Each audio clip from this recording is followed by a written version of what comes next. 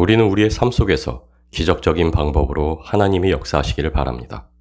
하나님이 역사하심을 분명히 알 수 있게 뭔가 강력하고 구별되는 결코 평범하지 않은 방식으로 하나님이 내 삶에 개입하시고 인도하시기를 갈망합니다. 그러나 그것은 하나님이 즐겨 쓰시는 역사의 방식이 아닙니다.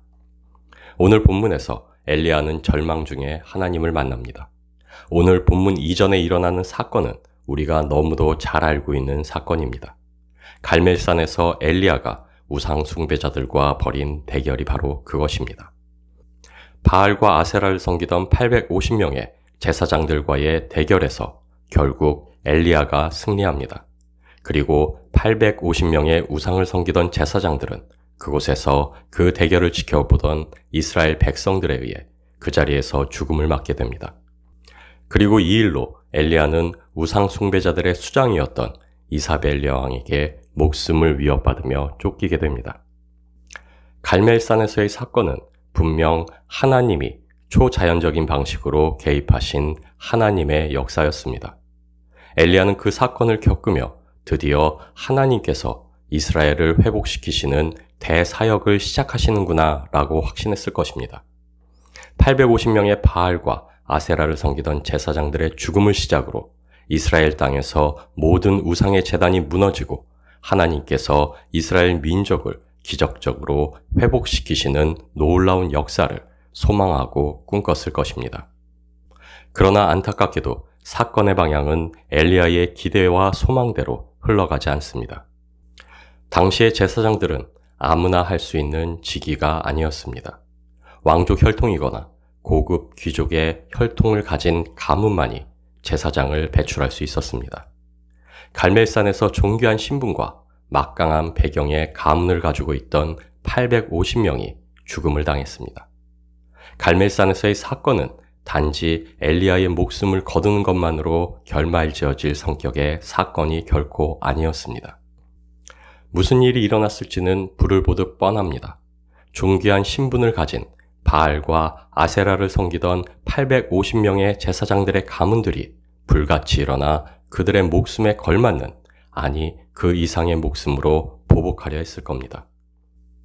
그리고 이 피해 보복에 우상 숭배가 판을 치던 북이스라엘에서 많은 불이익을 당하면서도 하나님만을 섬기고 예배하던 북이스라엘 땅에 그나마 남아있던 경건한 예배자들이 무수히 희생되어졌을 겁니다.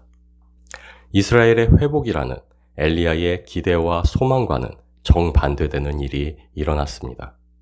우상과 우상 숭배자들이 하나님의 심판에 쓰러지는 것이 아닌 이스라엘의 회복의 주춧돌이들이라 믿었던 경건한 하나님의 예배자들이 모두 제거되어졌습니다. 하나님의 기적의 역사가 오히려 이스라엘에게 화가 되었습니다. 열왕기상 19장 10절 말씀입니다. 그가 대답하되 내가 만군의 하나님 여호와께 열심히 유별하오니 이는 이스라엘 자손이 주의 언약을 버리고 주의 제단을 헐며 칼로 주의 선지자들을 죽였음이오며 오직 나만 남았거늘 그들이 내 생명을 찾아 빼앗으려 하나이다. 다 끝났다는 겁니다. 이스라엘의 회복의 소망은 더 이상 엘리야에게 남아있지 않았습니다. 그래서 엘리야는 로뎀나무 아래에서 여호와여 넉넉하오니 지금 내 생명을 거두시옵소서라고 절망 가운데 하나님께 기도합니다. 그러나 지치고 모든 소망을 잃은 채 로뎀나무 아래서 생명이 거둬지기를 기도하던 엘리야를 하나님께서는 다시 한번 부르십니다. 나가서 여호와의 앞에서 산에 서라라고 명령하신 하나님, 그리고 그 명령대로 하나님을 만나기 위해 산에 서는 엘리야. 크고 강한 바람이 산을 가르고 바위를 부수며 지나갑니다. 그 압도적인 상황 속에서 엘리야는 그곳에 하나님이 계시리라 확신하며 바라봅니다. 그러나 그곳에는 하나님이 계시지 않습니다. 이후에 지축을 흔드는 지진이 일어납니다. 그러나 거기에도 하나님은 계시지 않습니다. 지진 후에 땅에서 불이 솟구쳐 나옵니다. 불 가운데 하나님을 만났던 모세가 생각을 스쳐갑니다. 그러나 그곳에도 하나님은 계시지 않았습니다. 놀랍고 압도적인 초자연적인 현상들이 모두 지나간 후에 평온한 산들바람이 너무도 평범하게 엘리야의 머리를 스치고 지나갑니다. 그리고 그 속에서 미세한 하나님의 음성이 들려옵니다. 하나님은 놀라운 기적과 이적 가운데 나타나시지 않으셨습니다. 우리가 일상 속에서 일상적으로 겪게 되는 평범한 바람 속에서 자신을 드러내셨습니다. 왜냐하면 하나님은 특별한 때, 특별한 곳에서만 자신을 드러내시며 역사하시는 분이 아니시기 때문입니다. 바로 오늘 우리가 일상적으로 맞이하는 매일의 삶 속에서 쉬지 않고 일하시는 분이시기 때문입니다. 엘리야에게 들려온 하나님의 음성은 바알에게 무릎 꿇지 않은 7천을 남겨두었다는 것이었습니다. 모든 소망이 끊긴 것 같지만 나의 역사는 여전히 진행 중이시라는 겁니다. 그 남겨둔 7천을 통해 이스라엘의 회복의 소망을 계속 이어가시겠다는 것입니다. 그러나 엘리야가 꿈꾸며 간구했던 북이스라엘의 회복의 소망은 끝내 이루어지지 않습니다. 아수르에 패망당하고 모든 북이스라엘 백성들은 포로로 끌려가게 됩니다. 그리고 아수르가 바벨론에 망하고 나서야 북이스라엘의 백성들은 자신들의 땅으로 돌아올 수 있게 됩니다. 회복은 고사하고 포로 생활에서 돌아와 정착한 북이스라엘 사람들은 유대인들에게 사마리아인이라 불리게 됩니다. 유대인들에게 이방인 취급을 받으며 멸시와 천대를 받게 됩니다. 우리의 생각으로는 하나님께서 남겨두신 7천이 무슨 의미가 있었나 싶습니다. 말씀으로 세상을 창조하신 하나님께서 말씀으로 세우신 절대적이고 불변하는 법칙들이 있습니다. 우리의 삶뿐만 아니라 전 우주를 지탱하는 법칙들, 그 중에 한 가지가 바로 심은 대로 거두게 하신다는 겁니다. 하나님은 심은 대로 심은 만큼 거두게 하시는 분입니다. 하나님이 엘리야에게 말씀하신 남겨두신 7,000명의 사람들이 성경 안에서 활약하는 이야기는 없습니다. 그러나 예수님께서 그 회복의 역사를 이루기까지 하나님께서는 계속해서 그분의 사람들을 남겨오셨습니다. 하나님께서 남겨두신 사람들이 무엇을 했을지는 자명합니다. 이스라엘의 회복을 소망하며 애통함으로 기도하고 간구했을 겁니다. 눈물과 애통함으로 기도에 씨앗을 뿌렸을 겁니다. 뿌려지지 않은 곳에서 하나님의 나라가 자라고 하나님의 역사가 일어나는 일은 결코 없습니다. 뿌려진 것이 아무것도 없는 곳에서 무언가를 나고 자라게 하시는 것은 하나님의 법이 아닙니다. 무언가가 자라고 열매 맺었다면 누군가가 무언가를 뿌리고 심었다는 얘기입니다.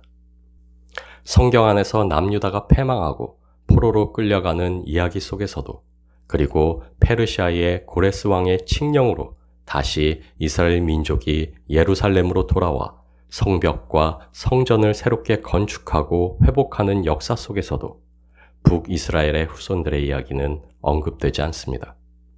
아수르의 패망에 끌려갔던 북이스라엘의 백성은 그 끌려갔던 곳에서 하나님의 백성으로서의 정체성을 모두 잃은 채 다시 자신들의 고향인 이스라엘 땅으로 돌아오지만 유대인들에게 이방인 취급을 받습니다. 사마리아인이라 불리며 유대인들에게 멸시와 경멸의 대상이 되어 살아갑니다.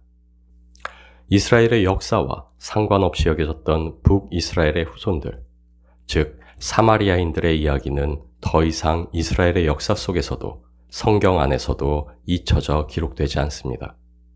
북이스라엘의 회복의 역사는 하나님께도 잊혀진 것처럼 보입니다. 그러나 우리 주 예수 그리스도와 함께 그들은 다시 성경에 등장하게 됩니다. 요한복음 4장 3절에서 8절 말씀입니다. 유대를 떠나사 다시 갈릴리로 가실새 사마리아를 통과해야 하겠는지라. 사마리아에 있는 수가라는 동네에 이르시니 야곱이 그 아들 요셉에게 준 땅이 가깝고 거기 또 야곱의 우물이 있더라.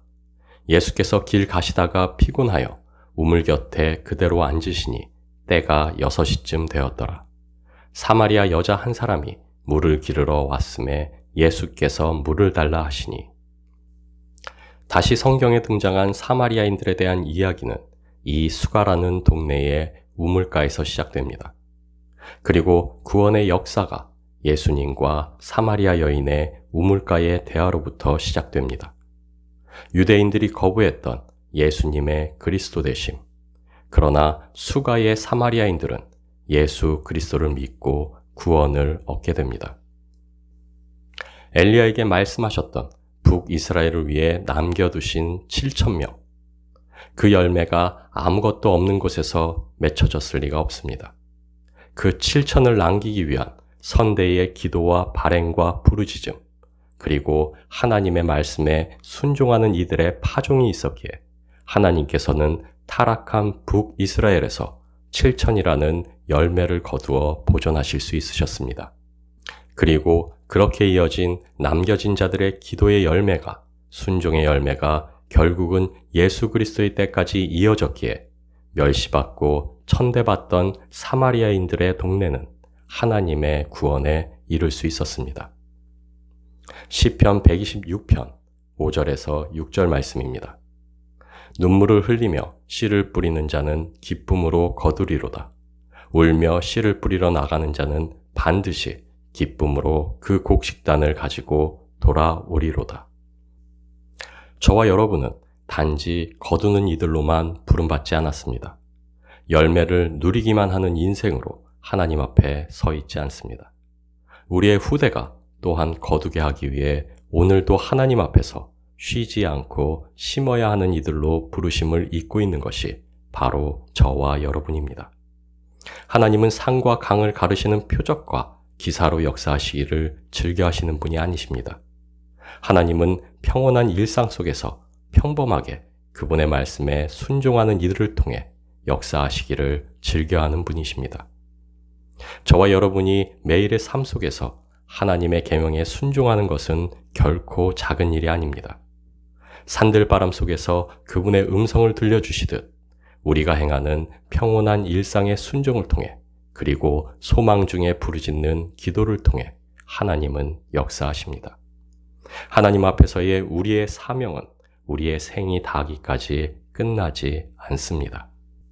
저와 여러분이 삶 속에서 행하는 작은 믿음의 행위들을 하나님께서는 결코 땅에 떨어뜨리지 않으십니다.